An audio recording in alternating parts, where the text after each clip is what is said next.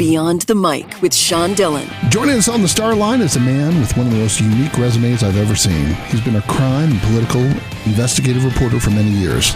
He segued in covering online poker and now the producer of the Murder Etc. podcast.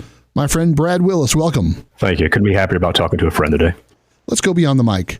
Born, as you would say, quote, the shadow of the Ozark Mountains, unquote, you spent 2 decades in Missouri. How did your early years prepare you for your career?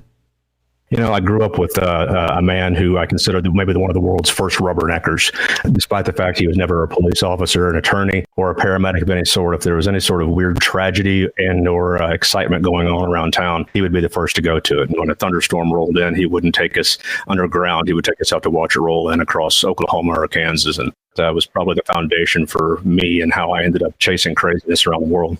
Well, you started in radio, moved into TV covering crime and politics. What intrigued you about this beat? I think more than anything, I find the search for justice and or the creation of the laws that make it fascinating. I started chasing a spree killer around Missouri with the cops early in my career back in the mid-1990s. Found myself inside their command post, and they just let me be and let me do my thing. That was the first moment I realized that this was what I was going to probably end up doing in one fashion or another, was chasing the adrenaline, whether it was a killer or a poker game across the world. Did you get him? Somebody got him eventually. I got a nice Border Patrol guy, ended up shooting him. The crazy thing about that night was that I got to the hospital where they had the person shot, and they had locked it down entirely. Nobody could get in or out. Janitor just, for some reason, let me in, and I came in through the basement. And the next thing I knew, I was standing there in the ER waiting room with all the cops that were waiting to see if this guy would live or die. And I got the story back to the hometown from the hospital. It was pretty cool. Next, you went and covered poker tournaments around the world, from Europe, Central America, South America, Asia, Caribbean, and here in North America. There's got to be a great story. How did you get this gig? Strangely enough, friend of a friend of a friend realized that I wrote about poker. I was writing about poker while I was in television. I wrote under an assumed name. I wrote under the name Otis. Just so happened that a fairly well-known writer, actor, activist in every way named Will Wheaton, who people know from Stand By Me all the way up to The Big Bang Theory. And I didn't know at the time that he was reading my poker writing.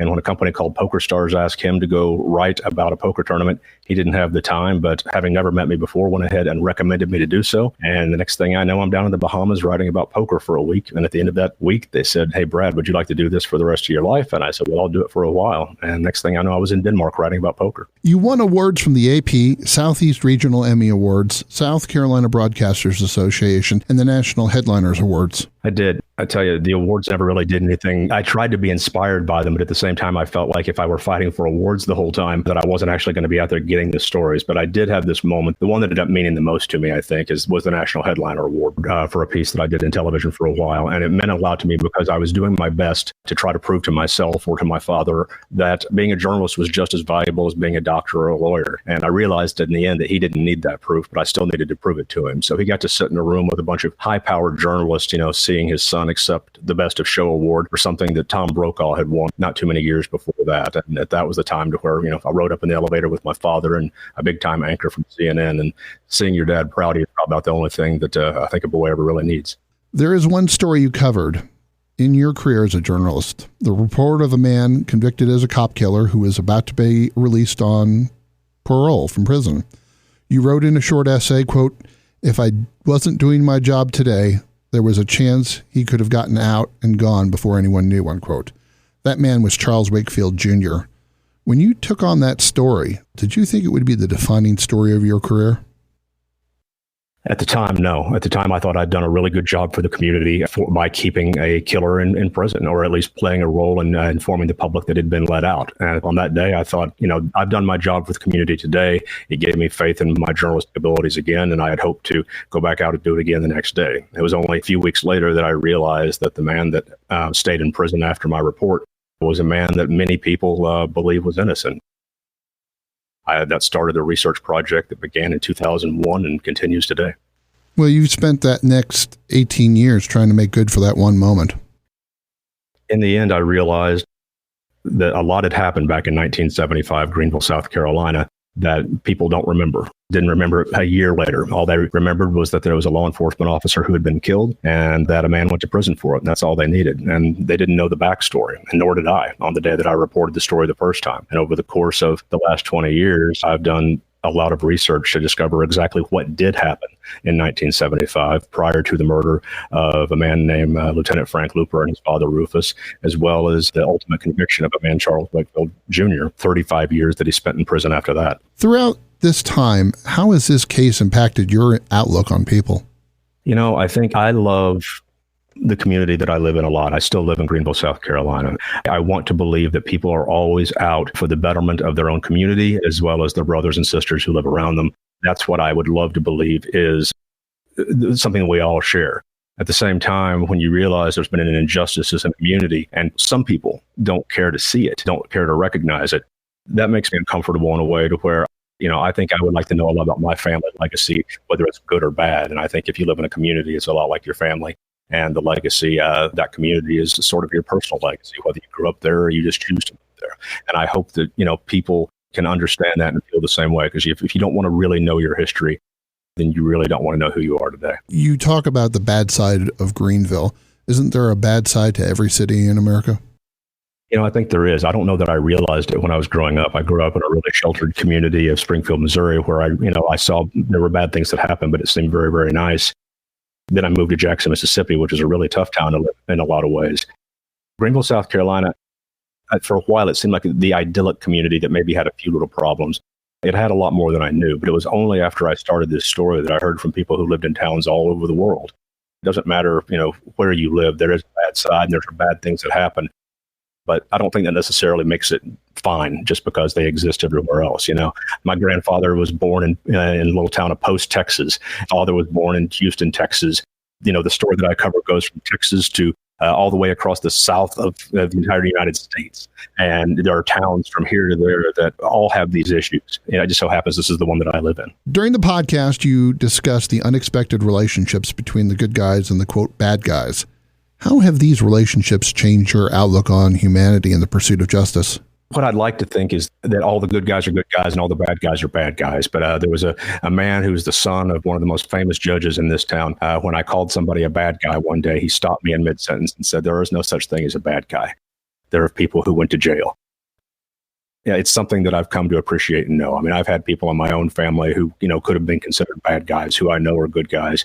And I know that there are good guys in the police departments all over the place, but there are also a few bad guys as well. In the story that I've been working on, the interaction between those, at least back in the 1970s, was a lot greater than I think anyone would ever be comfortable with, either back then or now. I believe the vast majority of law enforcement officers are out for the public good and working as hard as they can for way too little money. And I believe there's a lot of bad guys out there who have a lot of good. And I think if we could find a way to reconcile all of those things into one and realize that we're all just people that we're looking to get by, and if we can find a way to look out for each other a lot, the really bad guys or the really bad good guys do, then we'll be a lot better off. He is the producer of the Murder, Etc. podcast. Brad Willis joins us beyond the mic. You've spent days, months, perhaps almost a year with Charles Wakefield Jr. What kind of man is he? He's a strong man, and not just because he's very tall and very well built and works out every day at age 65. The man has a strength of spirit and heart unlike any I know. You know, I would never claim to be an advocate for him because I'm approaching this from a journalistic objective side, but just on a subjective level, having met the man, he is very, very strong. And any person who could never admit that he committed the crime the entire time he was there, he has great patience, he has great strength, and the man has great faith. And I think those three things have carried him through. The 750-page police file seemed to be a mountain of hay. How many times did you get stuck with a needle? Radically, I would read through it once and I would find one needle. And then I would read through it another time and I would find a couple other needles. And then other times I'd just be reading it because I had nothing better to do at night. And at one point, I literally jumped off the couch and it was a eureka moment and said, that's it. And my wife looked at me a little bit strange because I'd been quiet for an hour. But that police file was absolute gold. And still today, I mean, having read it probably 100 times or more, I still find new things in it when I go back. How many times has your life been threatened while looking into this case? I won't say that my life has ever been threatened, fortunately. However, the number of times it's been suggested that it would be a lot safer for me to stop working on this, at least numbers on more fingers than I have currently.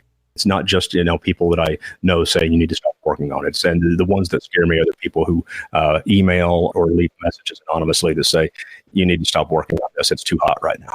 And this is, 45 years after the fact. How has your life been impacted by those threats?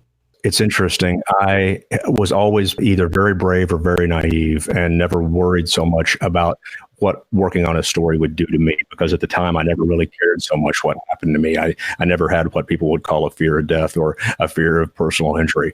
But it was only after I had a family that I had to really start considering what doing things like this would do. I'll be perfectly honest that, before I even announced that I was going to do this, we had a literal family meeting with, my wife and 2 kids sitting around a table talking about, should we do this? Can we all do this together? And if so, what do we do to keep ourselves safe when we do? And the number of security measures that we put in place to make sure that we were all safe, not just me, but everybody in this family is probably beyond what anyone would ever consider reasonable. But at the same time, keeps us safe, and that at least lets me sleep at night. Has this case caused you to be a little more paranoid? I've never been paranoid in my life until now. And now the number of times that strange things have happened that ultimately were just those strange coincidences, but I've investigated to the end to make sure that's all they were, is amazing. I went to interview somebody once and nobody except me and one other person knew I was going to be there. And when I left, a secretary handed me the business card of a police officer who had no reason to understand or believe that I would be there. And I had to figure out how he knew exactly where I was when I was on the 10th floor of a building and hadn't announced to anyone I was there. The other day, I went to have a lunch with somebody else, and there was somebody sitting in a parking lot who looked like recording me with their phone as they came out. And I spent 45 minutes watching that person after I thought they were watching me. And it sounds absolutely ridiculous, but the number of times that I go through my pickup, through the bed of it, through underneath every seat to make sure that nothing's been put in it is more than I would be comfortable talking about in public, because it's people would think I'm absolutely crazy. It also says something when the sheriff calls your former job where you haven't worked in 13 years. Tell me about Brad Willis. That was the most uncomfortable thing that happened. That happened when I had reached out to a man who was doing life in federal prison to ask him if he would work with me on this project. Before I got an official response from him on whether he would, I got an email from my old boss at the TV station I worked at, telling me that the sitting sheriff of the county had called to ask about me. A man who I hadn't spoken to in nearly 20 years was asking about me. After 2 weeks of being completely paranoid about it, I finally just called the sheriff and said, Sheriff, I need to know, why are you asking about me? And as it turns out, he was asking about me because the man who was doing life in federal prison asked him to.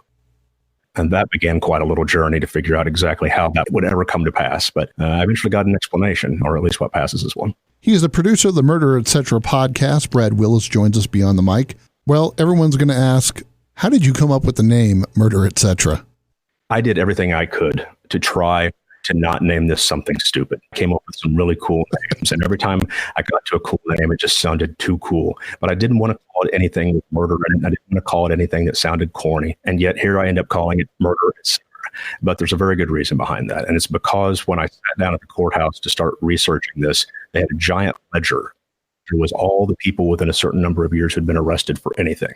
And next to Charles Wakefield Jr.'s name, a man who had been accused and convicted of double murder and armed robbery, were the words Murder, Etc.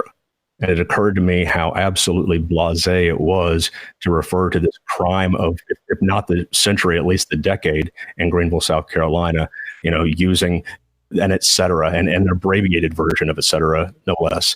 Once I realized that the story went far beyond murders and far beyond the armed robberies to a much greater story that was happening around Greenville, I realized that etc. was a lot more important. So despite my best efforts to call it anything other than that, it became Murder, Etc. Have you had a conversation with someone guilty in this crime, murder, or the cover-up? I would like to say that I know that for a fact. I know that I've communicated with people who are considered suspects, at least by the people who don't believe Charles Wakefield did it. There are people who believe Charles Wakefield actually did it, and I've had more conversations with him than I can count. I can tell you that I've had a number, dozens and dozens of conversations with people who committed crimes surrounding this one that have been very valuable sources of information, have been very helpful helpful. Do you think that Charles Wakefield Jr. will ever get justice? And what is justice for Charles Wakefield Jr.?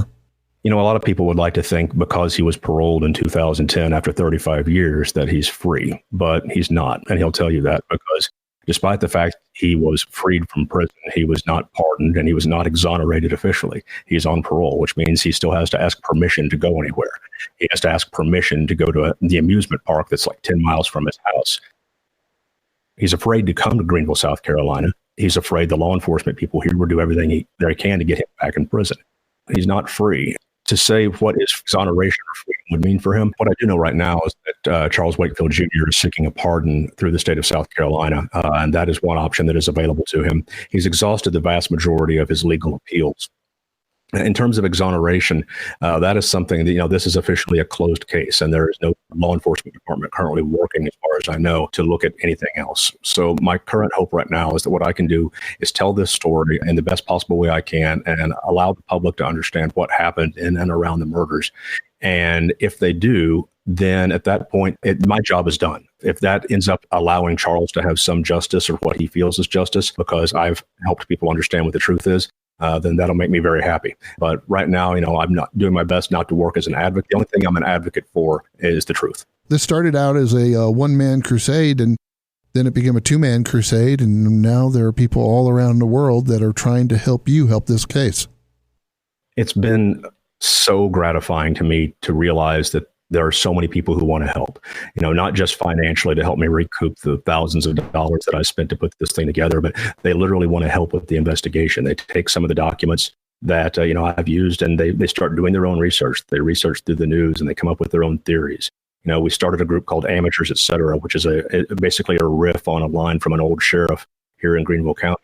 They work literally every day on trying to find new things in this, and they've formed a community of their own to try to help me. And between that and the people who've helped from around the world, both financially and just in terms of emotional support or sharing the show with everybody, and even you, being willing to, interview me and put me on your show as well. I mean, that kind of help spreads the word of what's happening here in Greenville, South Carolina, and I couldn't be more gratified. Joining us on the Star Line, producer of the Murder, Etc. podcast, Brad Willis. So how can people help you?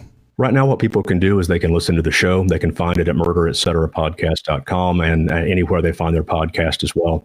Can listen, and if they like it, they can share it. They share it with their friends, share it with as many people as possible, review it as well as they can. If they feel so moved and they'd like to support the show, we have donation options on the website itself. So all the music that you play, it's either you, your son. Yeah, everything that is on the show for all 20 episodes is either something that I've played myself, produced myself. There are some parts where you'll hear a few riffs that my 15-year-old son has put together. Some of the percussion, my younger son, who's just learning to be a drummer. Time is running out, and you might be a friend, but you're not getting past the rockin' eight. It's the first. Right. It's the first thing that comes to your mind. No pressure. All right. If you weren't a reporter, you would have been a FBI agent. Tell me right now, just a cherished special moment that you've had with your kid recently. I got to sit with my son as he sat on top of a cajon, which is a little drum device, and kicked out a beat for me and some music that I produced for Murder, Etc. And my other son came in and sat down with a guitar and played a riff that ended up becoming part of a song for the show as well. That's probably the two best things that's happened. What app do you hate but you use anyway? Snapchat, and I only use it to keep track of my son. Last movie that made you cry? Oh, that's a hard one. I don't cry at movies. You didn't cry at Rudy? I guess I always cry at Rudy.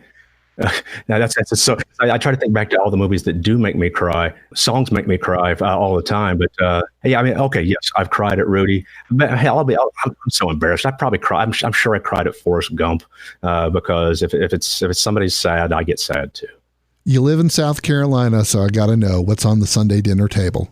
If I have anything to do with it, that's some pulled pork, some pulled chicken, some smoked sausage, anything I can throw on the smoker. Favorite poker hand? 9-7 of clubs, because it is the hand that I played the absolute worst ever in the history of my poker career. My friends still laugh about it. I still try not to laugh about it, but do, because I'd never played a hand worse, and I'm still working to play that hand better. Weirdest thing you ever gambled on? I once ate 2 Kino crayons for $400. That's the one weirdest. The second weirdest was tossing slices of lime at long distances for money. Yes, no one can forget the World Series of lime tossing. Finally, if you were arrested with no explanation, what would your friends and family assume you had done? Probably fallen asleep in the street somewhere after way too long a night somewhere. They probably would be forgiven for believing that. Emmy Award-winning reporter, investigative journalist, and lime-tossing 9-7 Club plane, Brad Willis. Thank you so much for joining us today. Thank you so much for having me. It was a real honor. And that, my friends, is Beyond the Mic.